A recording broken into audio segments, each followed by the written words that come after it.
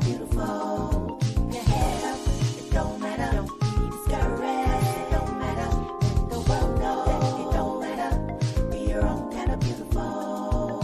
Kirky is so beautiful. Plus size is so wonderful. Being thick has benefits. I'm not your ordinary cheek. I've got a lot of love to share with little short and nappy hair. Taking time to let you know am I kind of beautiful. So thick hips and sexy girl, don't you be ashamed.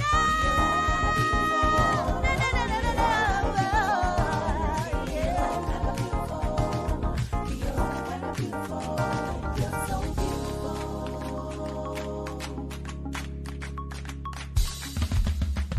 If you got size, it don't matter. If you got curves, it don't matter. Maybe a little thick, it don't matter. Be your own kind of beautiful. Keep your head up, it don't matter. Don't be discouraged, it don't matter. Let the world know that it don't matter. Be your own kind of beautiful. Turkey is so beautiful. Plus size is so wonderful. Being thick has benefits. I'm not your ordinary cheek. I've got a lot of love to share with little short and nappy hair. Taking time to let you know am I kind of beautiful. So thick hips and sexy girl, don't you be ashamed.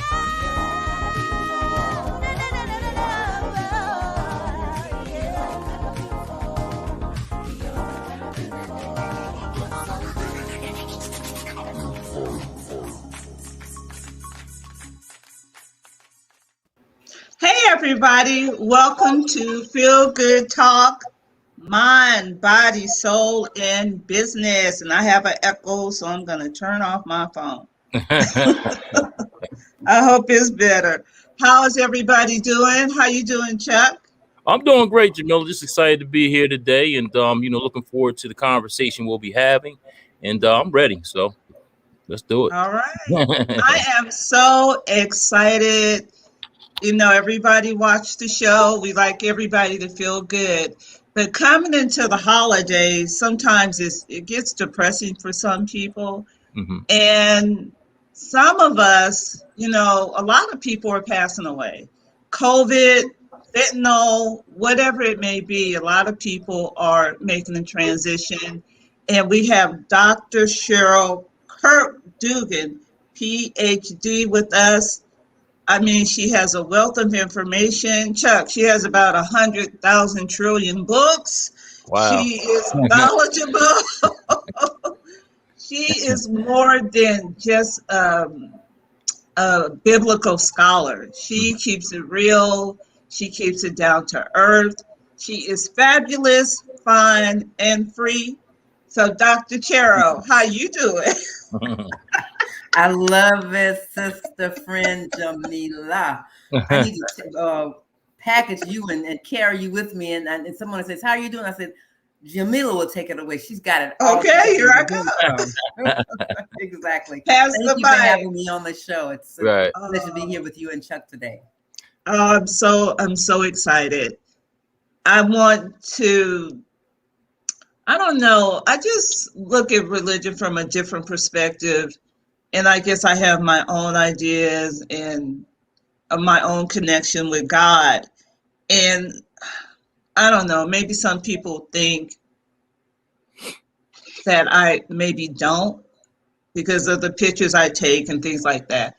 So with that being said, I want you to introduce yourself and, you know, just break it down. Do what you do, Dr. Cheryl. Where were you born, Dr. Cheryl? I was born in Southwest Louisiana, Lake Charles, Louisiana, Calcasieu Parish. You know, in Louisiana, we have parishes. We don't have counties. Okay. And I grew up there, had the same telephone number, and address from kindergarten through college. After that, I've been to Texas, then by way of Louisiana again, New York, North Carolina, California, now back to North Carolina. Wow. And so I'm incredibly blessed. I teach, I write, I preach. I've gotten 25 plus books, numerous articles, graded hundreds, probably thousands of papers by now. So I've recently retired from the university, and I spend my time these days working with people with grief management and writing excellence, and I love it. And I think that's what's most important, that whoever we are, that we love and like ourselves, and we love what we do. And to your point, your pictures show that you love yourself some Jamila. Mm. Your body, your tapestry, your body is your canvas. Mm. If people have issues with how you dress, that's their problem. That's not your problem. You're not being indecent. You're celebrating your voluptuousness. And I say amen to that. Thank you, Exactly. Dr. Cheryl. Thank you. That's why I love you. Some of the folks that be hating on you just wish they had what you have. So instead of doing what you have to do or being grateful for what they have, then they become haters, which is such a waste of time and It fruitless. is. But a lot of us get stuck, as you know, in fear. And that fear manifests as anger or as envy or comparison. And the old folk of my childhood would say you have 24 hours to take care of number one. Mm-hmm. And at least 7 to 8 hours of those need to be sleep. So if I'm taking care of number one, I don't have time to be worrying about what Jamila says, does, thinks, or wears. Mm-hmm. If I'm concerned, then I need to pray for you that if you need to change something, that you would have that revelation. Otherwise, keep it real, keep it moving. Life is too short for someone, what I call when we do stupid, STOOPID, which is wasting time. Exactly. I agree with you 100%. There you go. Yeah. But you know what, Dr. Cheryl, most of those people, I see religion so differently, but most of those people are religious people, and they put you in this box. And because you love God, you can't do what I do, or you just so, I can't even explain it though. You know what I mean? You just so like you can't breathe, you can't have fun, you can't go out and dance, you can't listen to this music and that music, and it's just so restricting, you know? So to me, that's not really love, and that's where that's me. If that's the way I observe my religion, then that's me needing to put myself in a straitjacket because I'm afraid to think about what I believe. I'm afraid to have joy. I don't realize that however I understand my faith, whether it's philosophy, whether it's a God, whether it's one of the 3 Abrahamic religions or one of the other various faith traditions that are in the world, it seems to me that all of them pretty much want people to know peace, no love, and no joy. And whatever I use as my philosophy or my religious framework, if it's more like wearing a girdle than a loose-fitting garment, then that's problematic to me. Yeah. Because that's saying, I am so close to my fear, I dare not color out the lines. Why not color out the lines sometimes? Mm-hmm. And sometimes many people forget that whatever their sacred texts are, however they were revealed, they were still written down at some point by some human being who has limitations, who has biases. And, you know, we did not have computers and iPads back in the day. So people were trained to write. So if somebody was having a dyslexic moment, they may have miswritten a verb or a noun. Or sometimes scribes will say, well, you know what? I don't like that they said cold here. I want to say cool. And so how many times did words get changed? Right. So those kinds of things happen, especially when something has been an oral tradition, like as the Bible has been, and some of the other texts have been oral tradition before people ever wrote them down. Mm-hmm. Yeah, and so, you know, and I've seen, like, I respect all religions because everything's based on faith. So, you know, basically, you can't knock one religion for another and say my religion is the only religion, the best religion. How do you know that? You understand what I'm saying? And at the end of the day, you know, like Jamila said, somebody they put themselves in these boxes, but that's of choice. That doesn't have anything to do with, you know, the word. It just, that's what they do. You know what I mean? And that's why I hate. I really, I don't talk to, you know, because you fit religion and politics. That starts wars and creates all kinds of chaos. So I try to stay off of that subject. But at the end of the day, you know, we're lightly on it, so it's cool. But like I said, we're dealing with faith. So I don't knock your religion or what you believe in, Who knows? You know what I mean? I can't say you're wrong. I can't say you're right. You know, just as a matter of opinion. So. And a lot of times, many people who say God is omnipotent, omniscient, and omnipresent, knows everything, is everywhere, has all power. If that's the case, if that's our bottom line premise or foundation, then how can I say that that God can't choose to reveal in different ways? I mean, that to me is illogical. Because some people, it's like, well, you believe my way or the highway, and I can't have anything to do with you. Well, then you know what? Blessings be upon you, and may that person have a good life. I think for people who want to persuade people to have a faith tradition like their own, we live our faith. We attract people by not so much what we say, but how we treat people. So if I see you move in a way that is healthy for me, that sounds inspiring to me, then I'm going to want to find out more about your faith tradition. But if you always saying you can't, I'm going to go, bye, Chuck. See you later. Exactly. You know, hey, we got a lot of comments. I just want to get them out. I mean, it's about 17 already. So let's try to get some of these out of here because I want to make sure everybody gets their just due. So I love everybody to get their opinion in and their comments and stuff of that nature. So we got Tyrone Ricks. What's going on, brother? He says the 10 of life is tuned in. What's up, brother? Thanks for tuning in. He also says happy Sunday to all my Feel Good Talk family. Yes, indeed. And he says, good afternoon, Sister Jamila J. Well, you know what he means. Jamila J. Choice. And we got Iz Meditate. She's on here as well. What's going on, Izzy? Good afternoon, beautifuls. And, you know, we had people talking to each other. So we're going to skip that a little bit because we got so many going on. And we got Sky Darling. What's going on, Sky? She says, hello, fam. Thanks for tuning in. And she also says, please share this broadcast. Okay, so again, you know, please, everybody share this broadcast and get this word out. And let's see. We also have September Rain. She says, good afternoon to everyone. So thanks for tuning in. We got everybody's talk. We got my man William Dickerson on the line. We got everybody talking to each other. We'll get back to that, but we just had to get through this real quick. So thank you everybody for tuning in. Everyone for tuning in. Appreciate it. All right. Thank you, guys. You know what, Dr. Cheryl? Every Sunday we go to church. Some of our audience members say they feel like they're at church. You know. So maybe today you take us to church.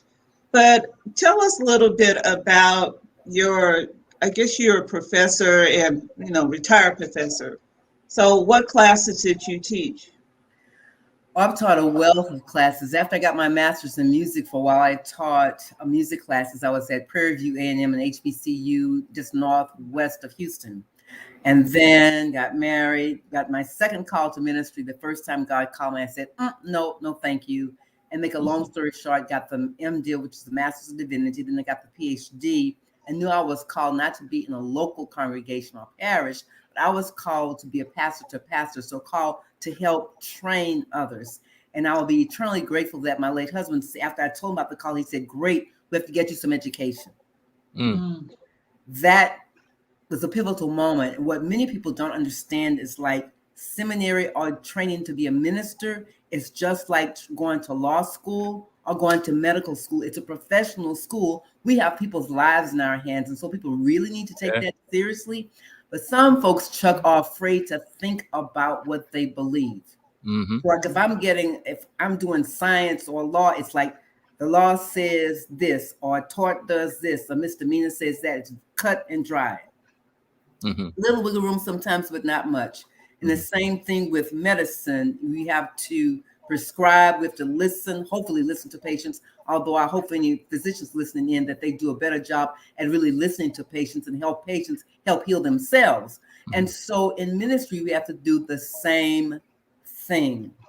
And a lot of times people are afraid to think about their faith, because if their faith is based upon mom and them taught them or what they learned at the church of their childhood or the synagogue or the mosque, and now that they've grown and they have all these questions, well, sometimes their ministers, their priests, their imams won't say, well, let's talk about that question. It's like, nope, This is what it says. This is what we believe. Bam, in the story. No. All the great prophets and mystics did a lot of time thinking.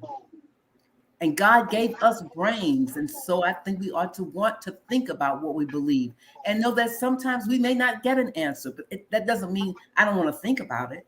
Mm-hmm. And that I also want to be so closed that I'm not going to be open to say, there's another way to think about this. Or, Right. oh, well, Jamila, what do you think? Oh, I hadn't thought about it that way. But sometimes some of us so close, it's like, don't want to talk about it, don't want to hear what you have to say. And how sad, how tragic. It's just like, to me, sometimes I think, God must have a sense of humor. Number one, we're all created differently. We're all these amazing flowers in this tremendous global garden. But then folks get upset because you chocolate and they vanilla or somebody else's almond, some mocha latte. Be happy. I wouldn't want to see a million folks looking like me. Yeah, you're right. Mm-hmm. But people don't think about it in those terms often.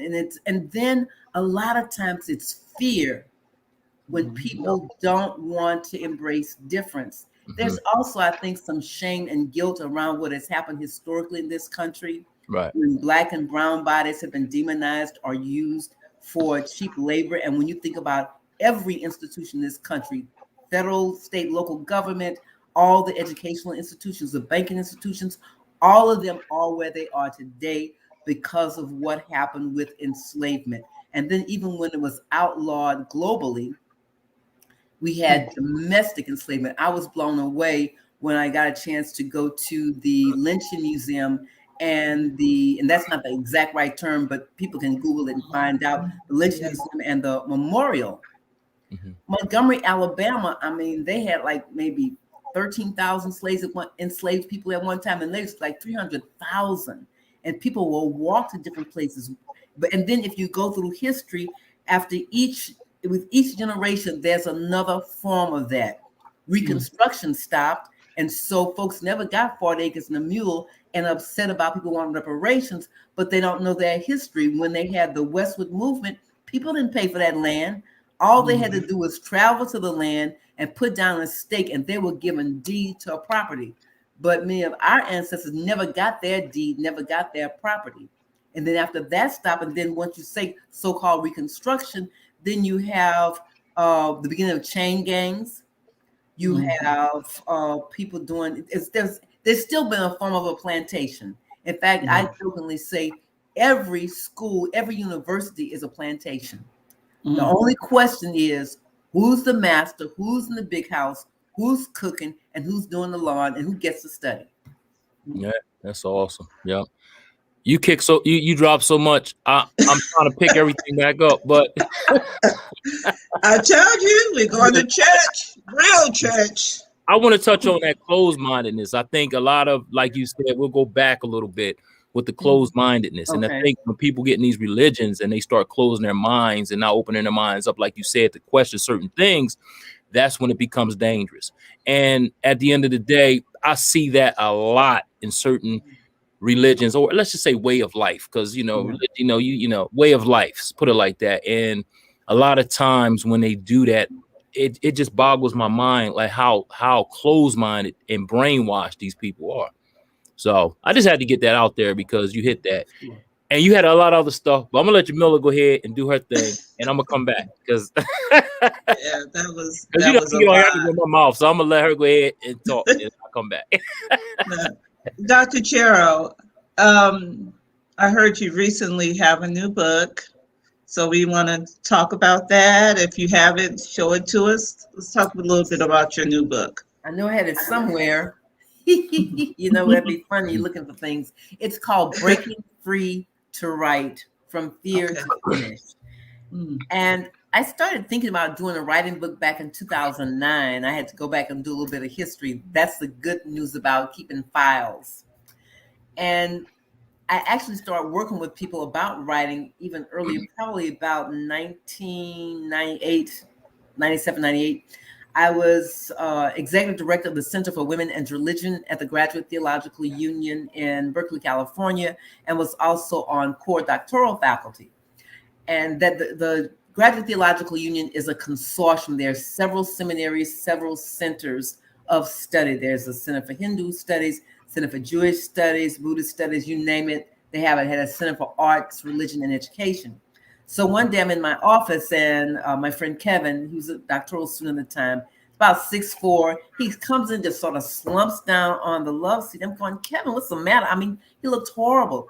He said, I can't finish my dissertation. Mm-hmm. And so I'm always mindful. I'm blessed to be mindful of the Spirit. So I generally know what kinds of questions to ask. And that's a sidebar, Chuck. But if we learn to listen, we'll know how to respond to help people help themselves. It's not about us fixing people. It's about us supporting them to help themselves. So I said, well, what's your metaphor for writing? So, and he was working on iconography, and that's in Jewish Orthodox faith, not Jewish, Greek Orthodox, where you see the icons and the pictures with the gold painting around it, the gold leaf. Mm-hmm. And so he said, I don't know, I guess St. George and the Dragon. I'm saying, Kevin, that's fire and arrows and pain. No wonder you're stuck. So I said, what is it that you enjoy doing with or for people that you know that you're good at, that no one has to tell you that? Right. So he says, baking bread. And all of a sudden he sat up. He said, no, I like to make soup, and I decided what soup I'm going to make. And they went on about buying the vegetables and chopping them and making the blah, blah, blah, blah, blah, blah, blah. I said, Kevin, maybe making soup is your metaphor for writing. Kevin finished his dissertation, and the dissertation is just a big book that anybody working on a doctorate has to finish in order to qualify and get your certificate, your diploma. Mm-hmm. And so I start working with people about writing, because what does that do? It means writing is organic. It means everyone can write. It doesn't mean they're going to be a Maya Angelou or a Ernest Hemingway or Toni Morrison or James Baldwin, and they may be better. So many people are stuck because they're so fearful, and many times it's because a well-meaning teacher told them they couldn't write. But that's not a helpful statement. Does that mean sentence structure issues, grammar issues? When you write your regular prose or just like a general essay, are you writing too poetic? Are there run-on sentences? What? And so a lot of times it's like children are born innocent and joyous, and they don't know no yet. Well, when we tell people at an early age they don't know how to write, then people shut down. They get intimidated.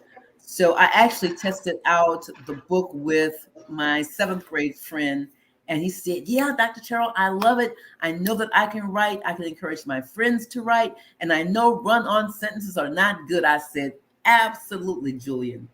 And so it's about encouraging people. That's the first chapter in the book, encouragement. Yeah, and say, yes, you can. And help people know you're writing from the inside. And then the other parts of the book is how to get people then to put down their ideas, how to do free association. Whatever comes up in your brain, you just write it out, and then you're able to group it. And I put in the book the skills and techniques for how to go from one idea to a complete document, whether it's a speech, an essay, or a book. That's great. Awesome. Dr. Cheryl, where can you get this book at? Because I want to buy it. I have so many models that have stories. You know, they have really compelling stories, and it's like, this should be a book, but they are afraid of writing. They don't know where to start. I mean, this would be a good place for them to, you know, a good book for them to have, and I want to have it too. Where do you get it? Where can I get it? Get on Amazon.com. Okay. All right. We just put your name in, and it'll put pop my name in, or put Breaking Free to Write. Either one, and it'll pop up. Okay. I like to call it the little yellow book.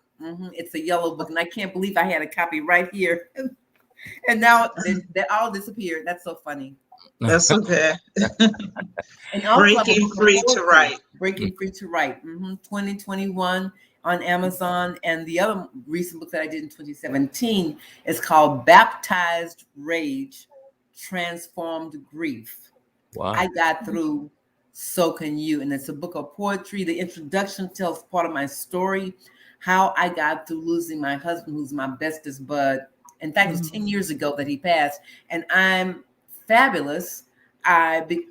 Because I worked through my grief, I processed it. I didn't deny it.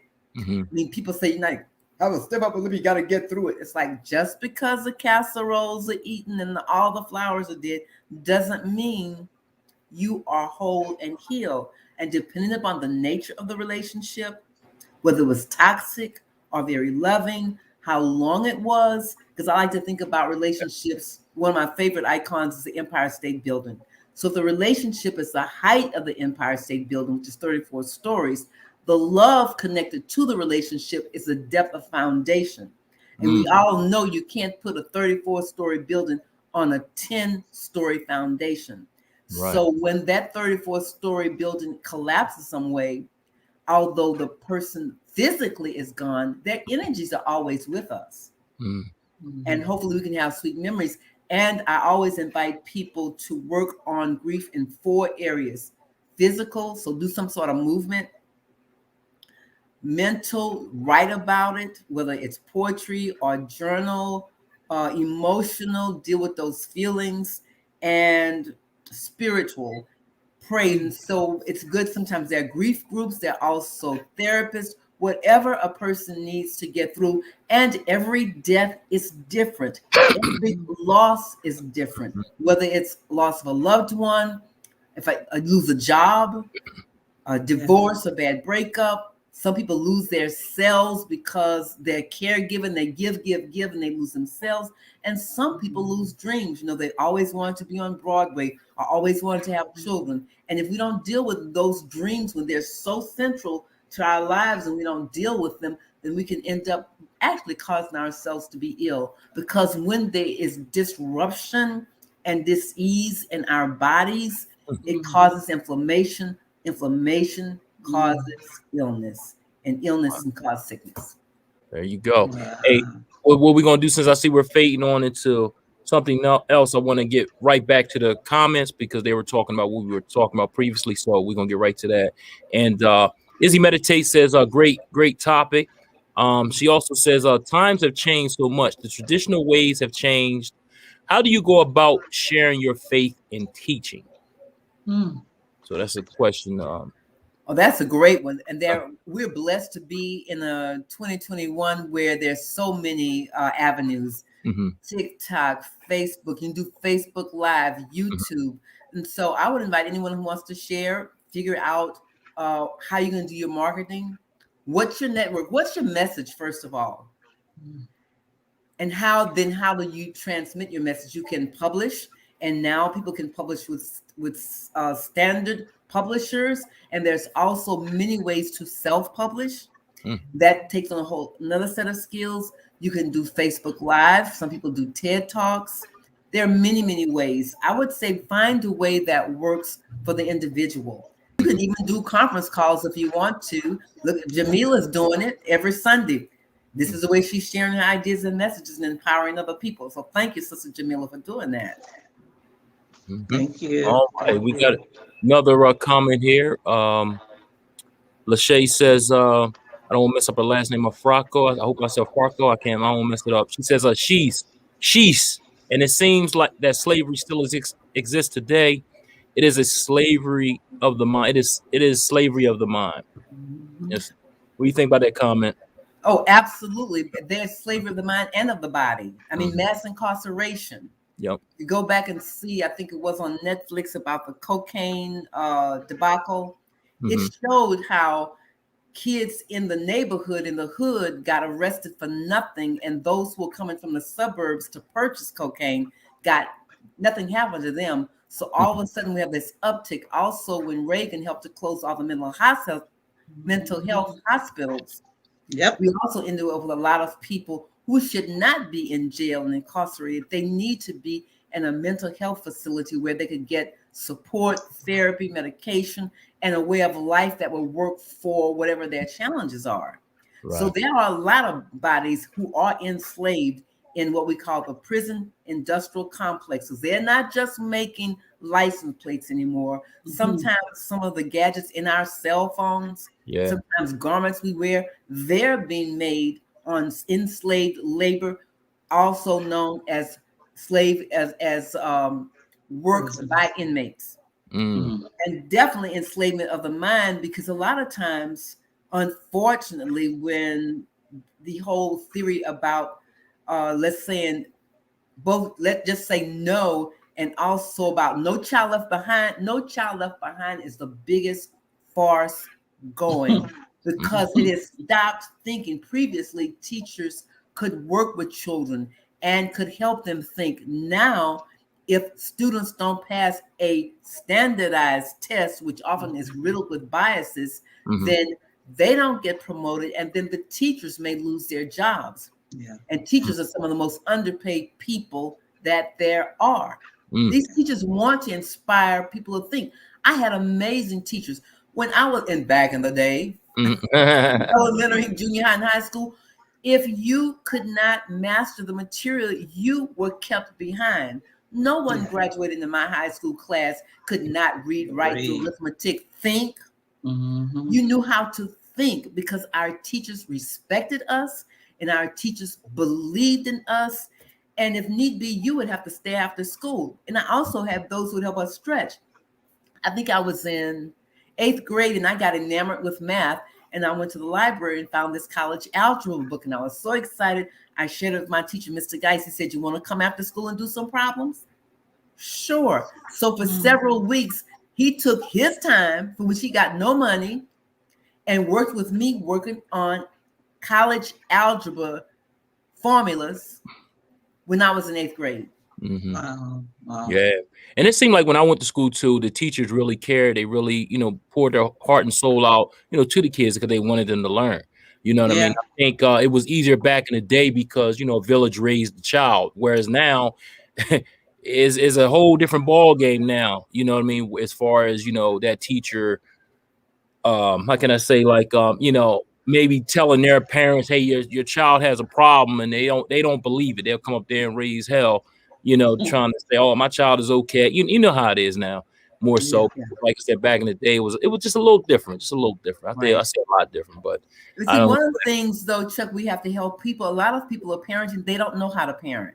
Right. And that's what I mean. Their parents were absentee, and so that's a challenge. And I think a lot of teachers still really want to teach the kids. The problem is what state and local and national requirements that are requiring people to teach this test. We need to throw that out and return to allowing teachers to inspire students so that they learn how to think.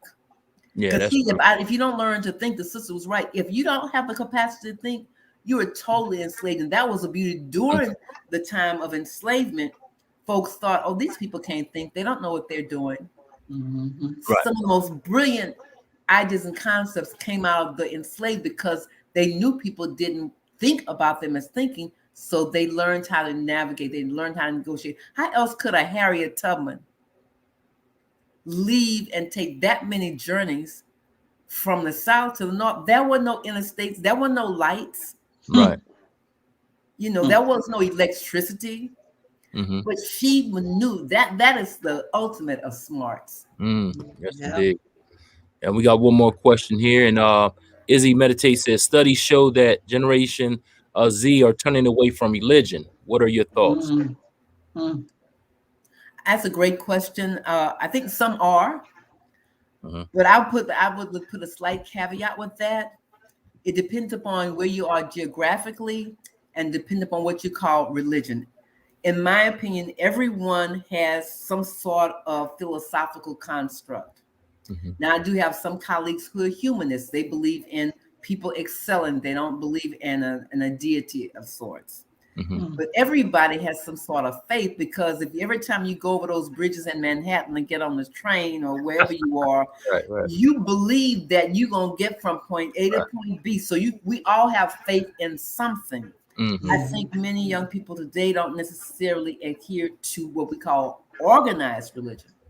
However, I would also argue that there is no lack of desire by young people to have a philosophy of faith practice that can give them comfort, that can give them structure, that can give them inspiration.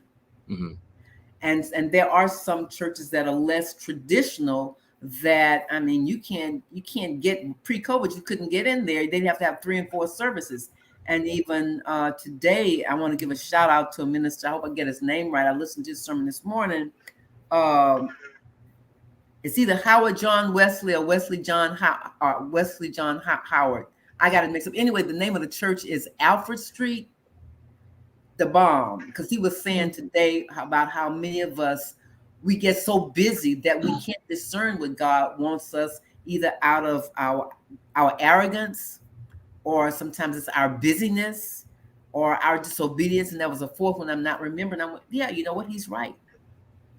We don't stop. We think being lazy, to stop and be still, is to be lazy. We're so driven. It's like, how many more hours can we do? And both, I heard him saying, but I've also heard some success mentors say, stop multitasking, because we're not doing anything well. And all of us need to stop. We ought to have some time in the week when we have time for ourselves and whoever our higher power is, to do nothing, to be, because we are human beings, not human doings. But so many of us, I gotta go here, I gotta go there. We've got something on our iPods, we got it on our phone, we got pings on our computer, and we just go, and wonder why we're sick. So we really need to take time to be still, because God is never not with us. But if I'm always ripping and running, I don't have time to hear God, and I don't have time to hear the God inside of me. That's awesome. Yes. We got another one here by Lachey. She says, I remember all of my teachers, they didn't play. They took our education serious and expected the same of us as students. So much has been removed from the public schools, and those were the things that invited imagination in kids. And that's definitely true. They took a lot of stuff out of the school system. Yeah, I know. And in the name of balancing a budget, it's like, why would you take music out of a school program? Right. To do music, you have to be able to do math. Right. But Jamila and Chuck, I was not blown away when I found out that kids no longer have to do phys ed from first through high school. It's like, that's crazy. They need something to do. No, our human bodies are not meant to sit still for 8 hours. No. Some of those kids would not need medication for ADHD if they could get out there and run them son of a guns around in a gym for 45 minutes, let them take a shower, and push them and play basketball or volleyball or dance, whatever. And you're absolutely right, because I remember when we were coming up, we didn't really have such thing as ADHD, because like you said, when we got done gym, we were like, whoo, I'm tired. So we'd be in the class, sitting there paying attention, listening, because we needed a break. There you go. And every summer when we were out of school, we say, I'm going to keep on running. I'm going to keep playing basketball or volleyball so I won't be sore. Well, that lasted through about May, June, July, from August, school opened in August, September. Oh, shoot. Have to get it up again. And you'd be so sore those first 2 weeks of school, but then after that, you get into the rhythm. And not only was it helpful us physically, but mentally, because sometimes aggression needs to be handled. Our friend Naeem was sharing with us the other day that between the ages of 15 and 24, that testosterone, that male endocrine system, that stuff, hormone, that stuff gets on steroids. I mean, it just pushes way out of whack. And so no wonder if they're not doing physical activity, if you're not doing something to capture their imagination, of course they're going to get in trouble. And so when do many of our young men get in trouble? Between the ages of 15 and 24. And why don't educators realize that, and so set up a curriculum that can help them channel that aggression in a positive way? I mean, we have the knowledge, but again, if we're coming from fear and therefore a need to control, we don't value people other than what they can do for us, then we don't care if you get in trouble. We want you in jail. We don't want you competing with our kids over here. Well, they got to fill up those prisons that they're building, because they're building prison upon prison upon prison and getting rid of the school. So they're privatized, so it's money. Exactly. Privatized. We also have we got Shayna Gordine. She says amen to everything you were saying. Karen Dixon Brown, what's going on, lady? She says good afternoon. And Lachey says it doesn't make sense to not have PE, physical education, for those that don't know what that is, especially when childhood diabetes is consistently right. Exactly.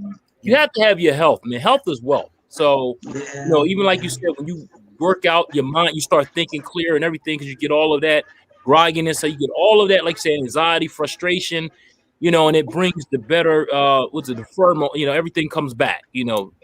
like it's supposed to. And that blood, you need that blood circulating, throughout your body and get that oxygen to all of your organs and stuff of that nature. So again, having health is wealth, and is definitely important. That has to be a part of your life.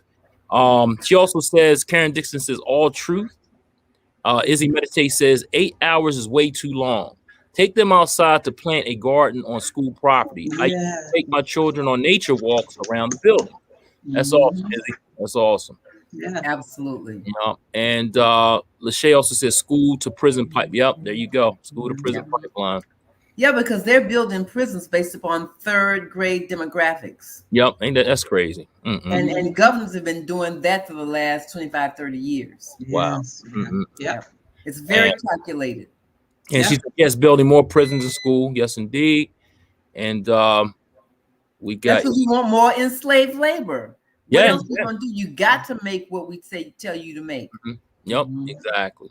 And there are no unions. There are no benefits. And since it's privatized, we're going to put the Bloods and Crips next to each other or other rival gangs or other people because we want you to fight. Because if you get some more demerits, your behind is going to be there another 2, 3, 4 years. And that's what? Free labor. Yep. And the state pays all these privatized prisons. The other side is with privatized prisons.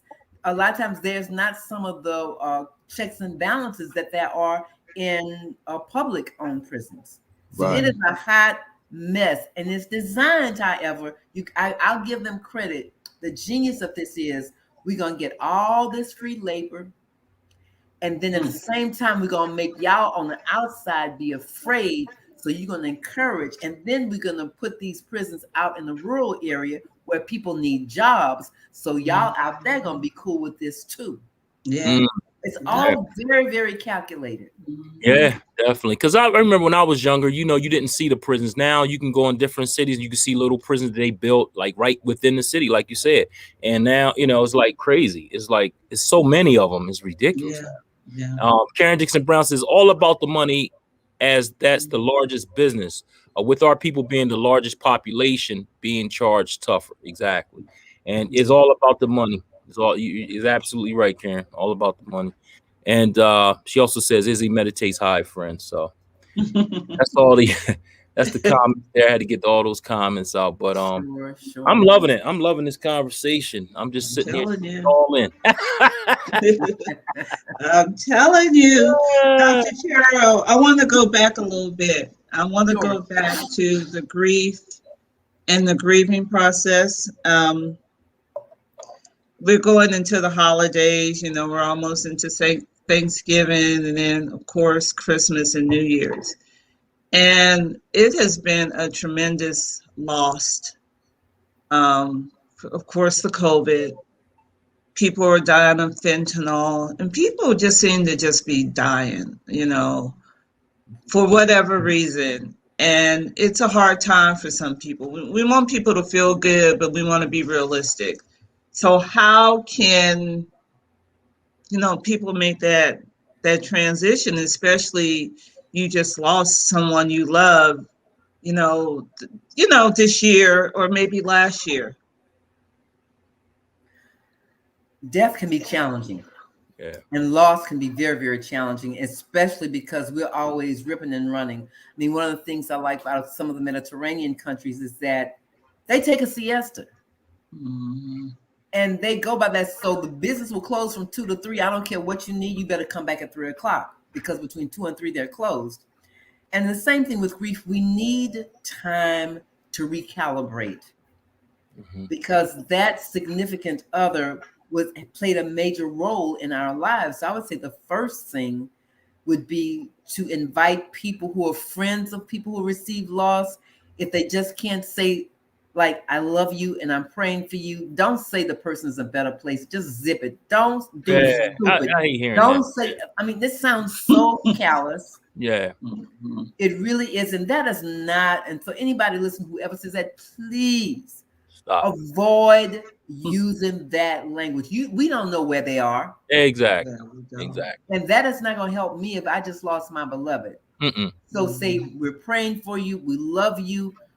Help them out if they need laundry done, and say, look, I'm going to show up. I'm going to do your laundry, or I'm going to bring you meals, or send them cards. Many of the dollar stores, you can get 2 for $1 cards. Send the person a card of encouragement every other week.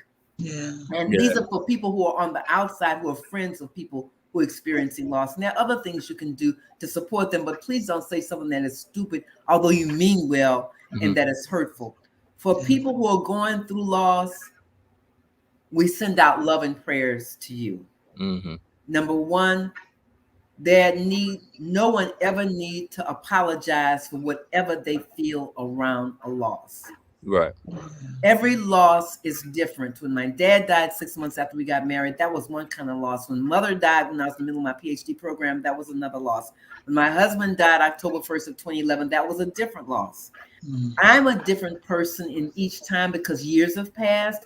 And also my relationship, I loved all 3 of them. I loved them differently, was different. So we cannot think that every experience of loss and grief is going to be the same.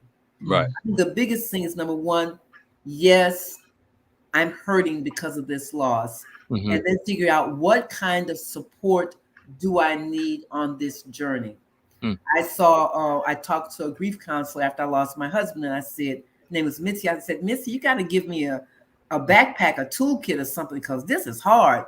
Right. She said, I can't. And she does this all the time. She is a grief counselor. She said, I can't give you a formula because each grief is different. She said some people dance their way through, some people macrame that way through, some people write poetry. So I would do several things. One, I would find what I call create a community of accountability, maybe 1 or 2 people who you can trust, who you can talk with, who are not going to just say you need to get over it, because people just don't get over it. So that's other thing for people outside. Quit telling people just to get over it.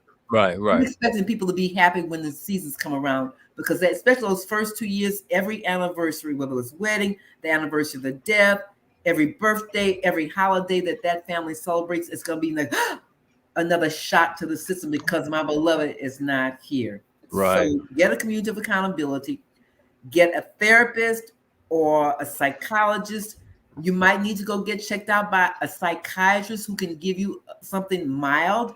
It won't have to put you in a zombie state, but sometimes we just need a mild antidepressant, something to take the edge off, or get yourself a natural doctor who can do herbs or things to help take the edge off so you can get up out of bed every day and function.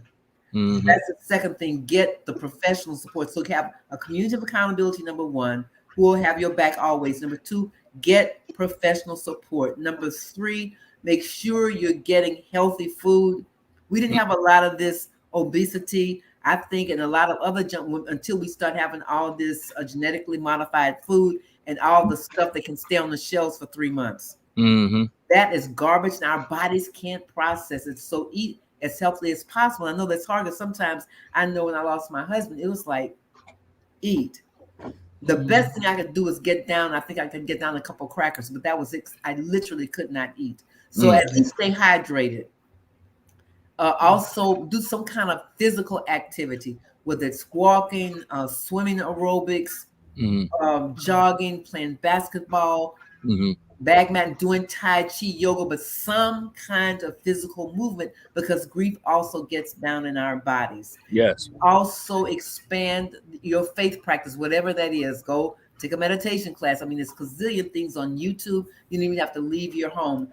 But I guess to sum up, I would say create a multi-layered practice that includes people, food, hydration, movement, and activity, some sort of creative activity, whether it's doing a journal, writing poetry, or painting. Maybe somebody wants to do a mural, or always wanted to make a quilt, or want to plant a garden, but find some way to take some of that energy, because it's all energy of grief, so that you can use it in a constructive manner.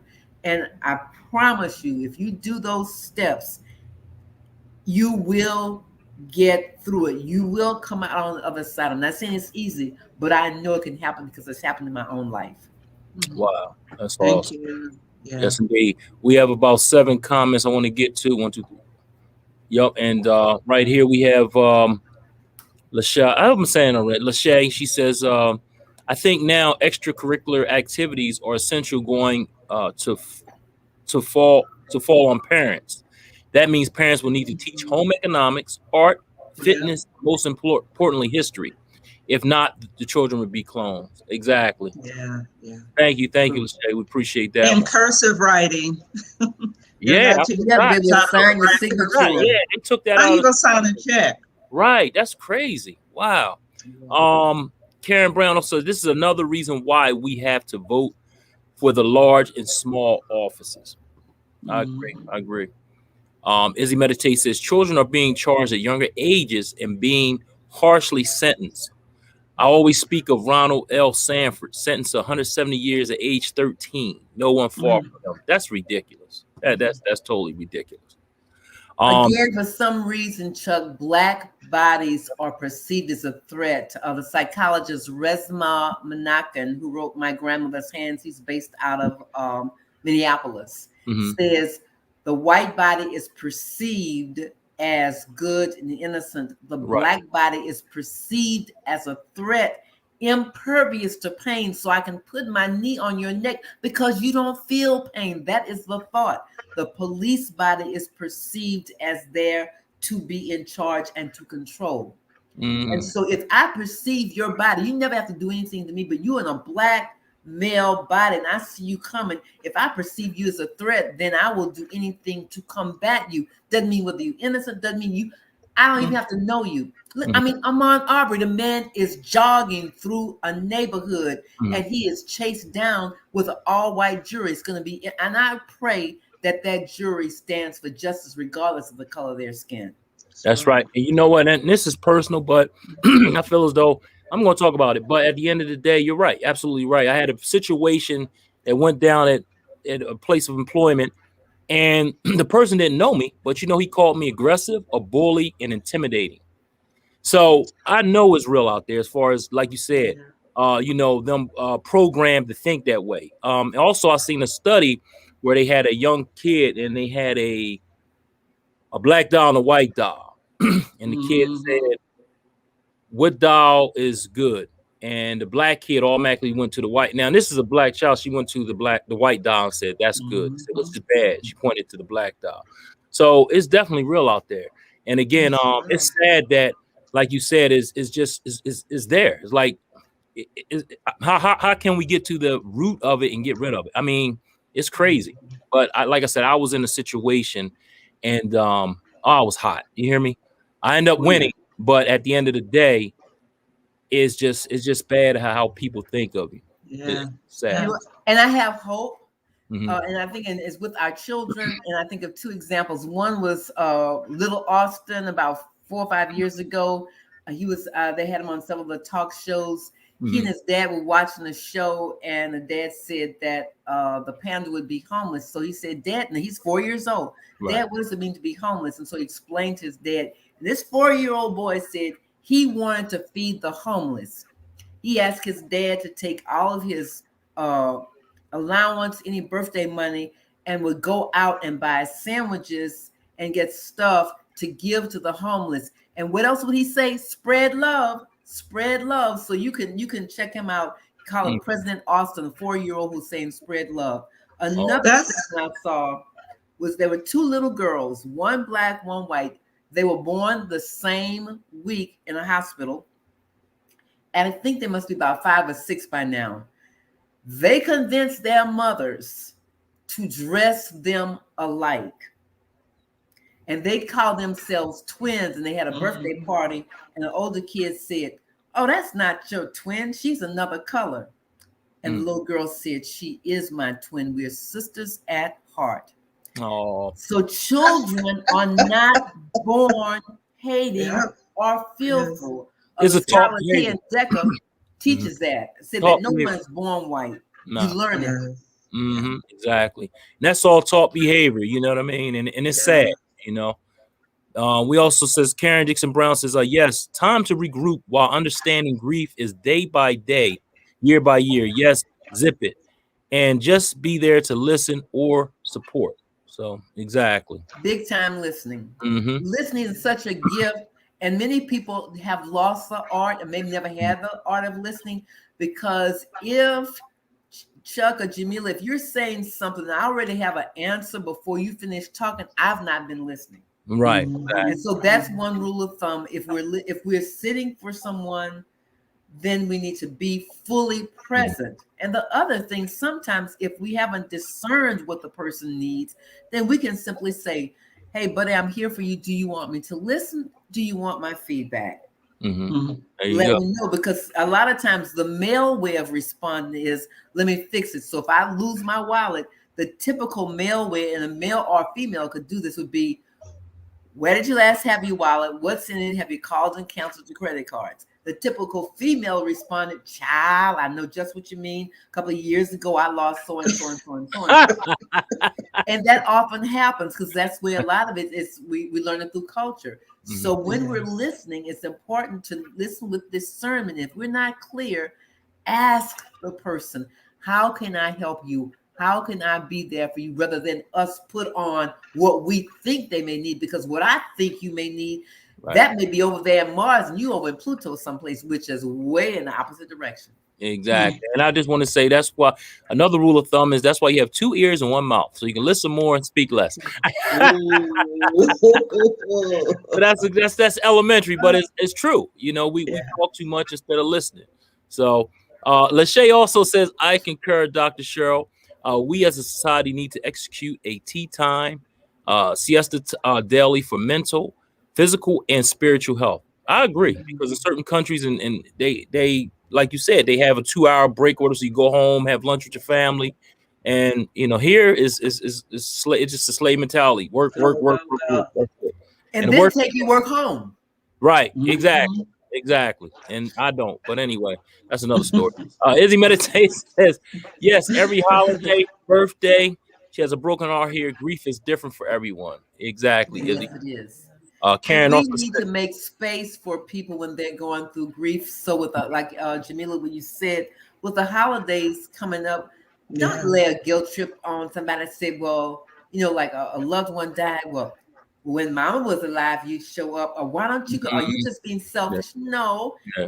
If the individual needs to be at home and stay put, be okay with that, because that's selfish. When you say, well, Jamila, but you got to come over here. I always go to your house. Well, if you are not feeling up to it, be okay. God willing, and say the creek don't rise, then later on we can get together. Or we can do Zoom. But we really need to respect the needs of people who are going through. And again, ask them, how can we support you? And if they say, you know what, this year we're not coming for Christmas, we're not coming for Hanukkah, we're not going to do anything big for New Year's, be okay with that. Now, if a person starts to become withdrawn and they're not returning phone calls or texts at all, that's another deal. Then that may be time for some intervention. But if it's just saying, I need to step back, I need to regroup for a moment, then do that. Yeah, that sounds great. And Karen Dixon Brown says, yes, all different. I still can't eat some things. So daily, I practice relaxing, writing, etc. She's talking about with grief. Exactly. She also says, I teach life skills, home economics, etc. to my grands and at programs, because it's such a need. It definitely is, because we used to have home economics, we had shop, we had all that stuff. Absolutely. And I always tell folks, I say, you don't know where you're going to end up as an adult. So everybody need to know how to make up a bed, set a table, sew a button, sew a hem, and cook and clean and do their laundry. I was blessed because my late husband loved to cook, loved to do the laundry and shop. I've done more laundry in the last 11 years than I did in the 28 years we were together. Wow. He enjoyed doing it. And it was no big deal. It's like when we moved back to North Carolina, I told the realtor, I said, this house has to have three things. One place for all of our books, because we were both professors. I said, number two, it's got to have a closed-in garage, because I'm not going to be scraping ice the few times it does freeze here. And number three, it's got to have a big kitchen. Our home, his kitchen. And that works so well. Yeah. Karen Dixon Brown also says, we are the most feared because we are resilient and powerful. Yes. Well, now you didn't go into meddling, Karen. You didn't go into meddling.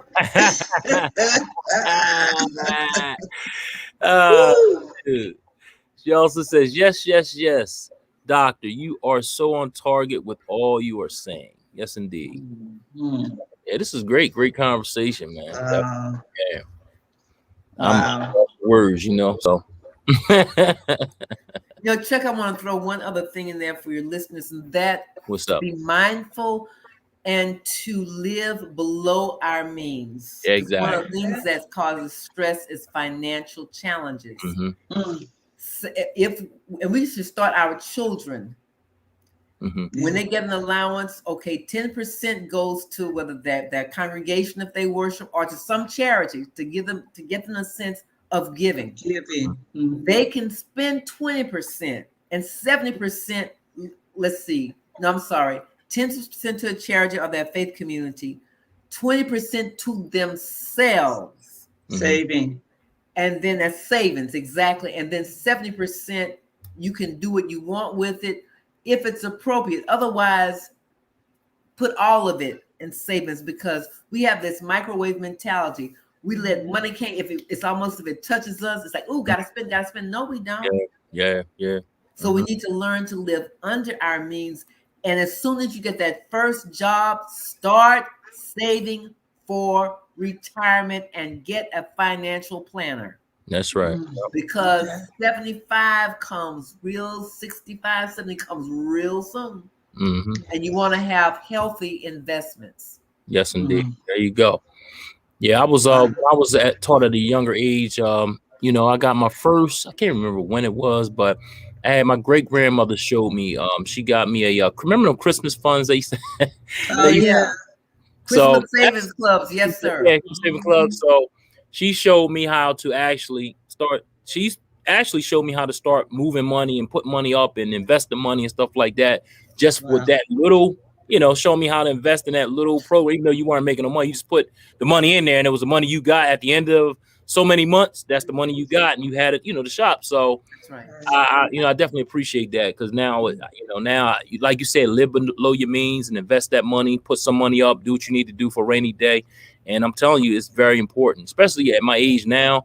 I'm like, wow, I'm glad I did what I did, because I don't have to do as much as probably some people my age have to do in order to get ready for retirement. So it all worked out. But that's definitely something that we need to do, is live below our means. Because like you said, once we get a piece of money, that's it. I mean, you look at all these loans that they got during the pandemic.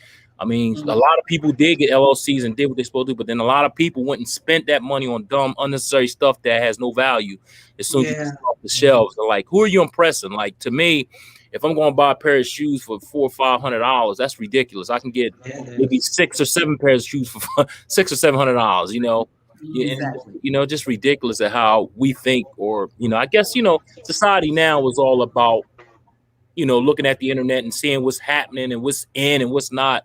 And I think it's doing more damage than it did do any good sometimes. You know what I mean? So I look at something external, right, give me value. That's problematic, because that bag is going to wear out. Those shoes are going to wear out. And Chuck, we think people care about. Nobody care what you got on your head. They care. I was told on your feet. Yep, I was told by a rich guy. Right, he told me. He said, Chuck, he drove a Honda Accord. This is no lie, but he was rich, and he told me, he said, Chuck, I can buy 10 Maseratis if I want. He said, but why impress other people that can't afford what I have? What am I doing? Like, what is that doing for me? Nothing. He said, I could put my money into something else, make more money on top of it. So I've always had the mentality for a long time. I mean, I have nice things here and there, but at the end of the day, I'm smart where I don't have any debt. So put it like that. So there you go. You have to make sure that, that debt to income ratio is low, very low, especially if you're talking about Absolutely. retirement. If you're talking about retirement, you have a lot of debt, then you'll probably be working to about 75, like you said, Right. 75 or 80. But at the end of the day, you got to be smart about it. So, and with our kids, don't be get a credit card so that you can start to build up a profile. Right. But don't just go spend just because they send you credit cards. I once heard a story of a lady thought, "Oh, I got all these checks, so I can write all these checks." No, sister, you can write a check based upon what money you have in a checking account. Right. You can write a check just so you got a check. Same thing with credit cards. You can have a $20,000 limit, but you have to pay it back. Plus, the interest is gonna roll you over. So people really need to be smart and look internally and let little things matter. Like our children, our friends, they rather get a card than to get some big palatial gift that they have to throw away, it won't fit, or they have no use for. Right. Yeah. People would rather have 20 minutes of our undivided time than a whole bunch of other stuff that means nothing. People want to be with us. Right. And giving nice things, I mean, they have their place. But when a relationship is all about what I can do for you in terms of stuff, then I've simply become your bank account. I'm not your friend. Right. Yeah. Amen. Very true. Very true. Yeah, that's true. But we got some comments out here. Let's get right to these comments because it's actually talking about, some of them are talking about what we're talking about now. I think Izzy says, thank you so much for sharing your wisdom. Thanks, Izzy. Thanks for tuning in. And we have Karen Dixon Brown. She also says, I have a pair of boots that are so comfortable, cracked up and everything. I can buy more, but no. Told my husband to get me some shoe polish to make them last another year. Laugh a lot. Hey, look, hey, listen, if that's what you listen, if they still comfortable and they look good, hey, why not wear them? That's it. It is what it is. And I just got to throw this out there too, since we're talking about credit. You want to make sure that any credit card between 10 and 30%, that's, you don't want to spend them more. So let's say if you got I'm just giving a number, $10,000 credit card. Make sure that you don't spend no more than $3,000 on a credit card because it messes with your credit and it brings your credit down. So you want to stay under 30%, possibly under 10% is better. Then it makes sure, and you want to pay it off as fast as you can. You don't want that to linger. So every month, if you can pay it off, pay it off. If not, at least pay half and then try to pay the other half the next month. But try to get it out of pay it off as fast as you can, because that brings your credit up too. So just to throw that out. And never close your cards. I think it's crazy the way they do it, but if you close the card, it messes up your credit line. So just keep it open and charge $10 here, $5 there, just to keep it just keep it open. And that's what I do too. And also, if you have a credit card, it's another. If you have a credit card and you don't spend or put anything on it within 2 years, sometimes some companies will cut it off and they will get rid of it. I had that happen years ago. They cut one of my, because I didn't use it for 2 years. I didn't realize it. It was like, boom. They're like, we got to take it away from you. So just some tips out there to throw out there to everybody. So. Wow, this hour has gone by so fast, and y'all have dropped so much knowledge today. They need to rewatch this, Chuck. Make sure you have your pencil and paper. And I mean, you guys really dropped some good knowledge, some good information. But one thing I wanted to say, that little boy, Dr. Cheryl, the little boy that was feeding the homeless, that's my tagline. That's where I got that from. Share love, or always share your love. That was from that baby. Okay. Yeah. That was from that baby. Spread love. Yeah, he was so happy and just feeding the homeless, him and his dad. It's like, always share your love. That's all we have at the end of the day. I mean, Dr. Cheryl, you have educated us, you have entertained us, and you have enlightened us. And I'm so appreciative. But one thing I forgot to say, you look marvelous. No, you do. You are glowing. You look absolutely beautiful. Absolutely beautiful. Put it like this. You look like $1 million anyway. So. There you go. You look like my tagline is, Chuck. Like that. Huh?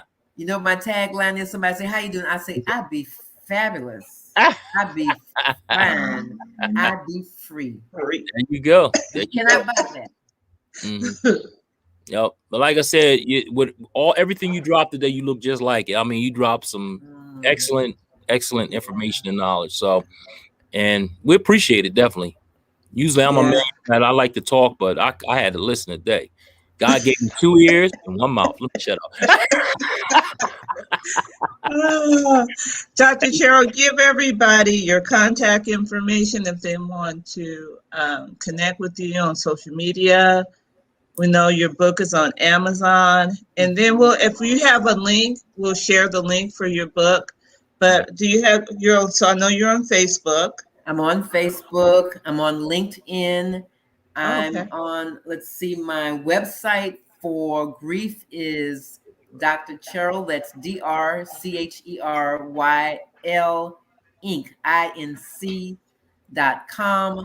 And the website for writing is Dr. Cheryl Writes, WRITES.com. Hey, and there's your book right there of From Fear to Finish. Yes. Lachey put it up there. Thank you, Lachey. She put that up there for us. So if anybody's interested, they can copy that link and go right to it. You'll hit it. So that's awesome. We got 2 more comments I'm gonna get to real quick, and then I think I'll play a commercial and then come back and find out where they can find us, and we'll go from there. How about that? Is that cool? Sounds good. Okay. Right. And Izzy Meditate says, yes, be sure to like, follow, and share the Feel Good Talk page. Definitely. Please do. And Karen Dixon Brown says, blessings and thanks to you all for this broadcast today. No, thanks for tuning in. You could have been anywhere today, but you chose to be here. So we definitely appreciate that. And we're going to go right into the commercial, our sponsor, the A.M. I got to play this commercial. And then from that point, we'll come back. We'll wrap everything up. All right. And here it is. Okay. The game. Check it out. This is A-Game.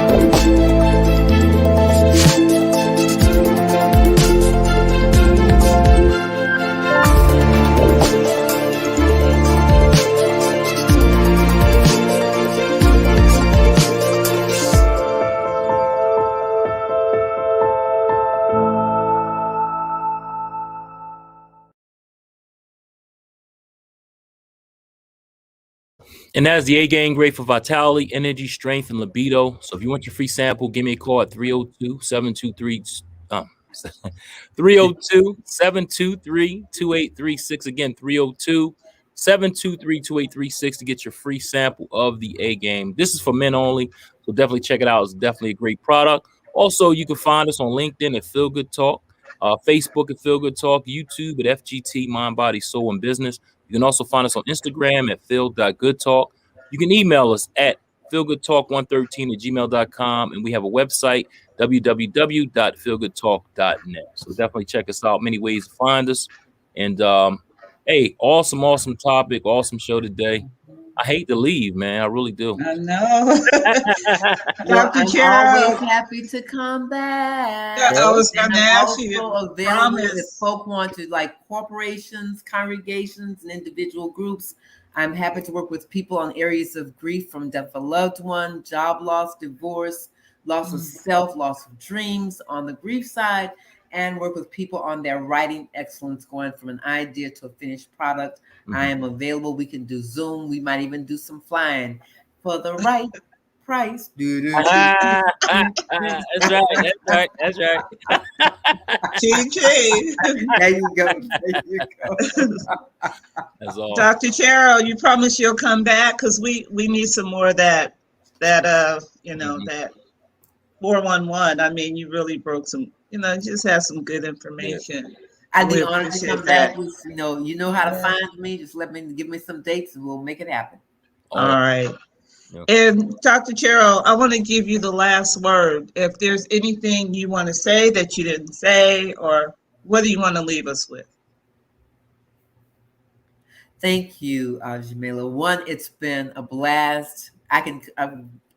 You all are, I'm adopting you as my ride or die buds, so that any time to come. What I would leave people with is my hope and prayer that when they look in the mirror tonight, when they brush their teeth, that they're not looking back at that worst enemy, Mm. And that they can say, I love whatever their name is. I like whatever their name is. And if there's something that they don't love or like about themselves, name that, but thank their body for showing up and forgive themselves for anything that they think that they did not do what was right, because we want people to be well. We want people to know joy. We're here for a minute. So my prayer is enjoy the ride. Yes. That's right. Enjoy the ride. There you go. Yes. Oh, Well, we enjoyed you today. yes, we did. And you're definitely your family. You're always welcome to come back. If you have another book or just any knowledge you want to drop with us, you're always welcome, Dr. Cheryl. Thank you. Yeah. Thank you. Yeah. Thank you all for creating the space. Oh no, hey, thank you. Like I said, thank you. I appreciate it. So, you doing it? You can't do the countdown, Jamila, or? Yeah. Okay, Dr. Cheryl. This is what will we say? 1, 2, 3. We gotta go. Peace, right? Yeah. Okay. You ready? Yeah. Okay. 1, 2, 3. Peace.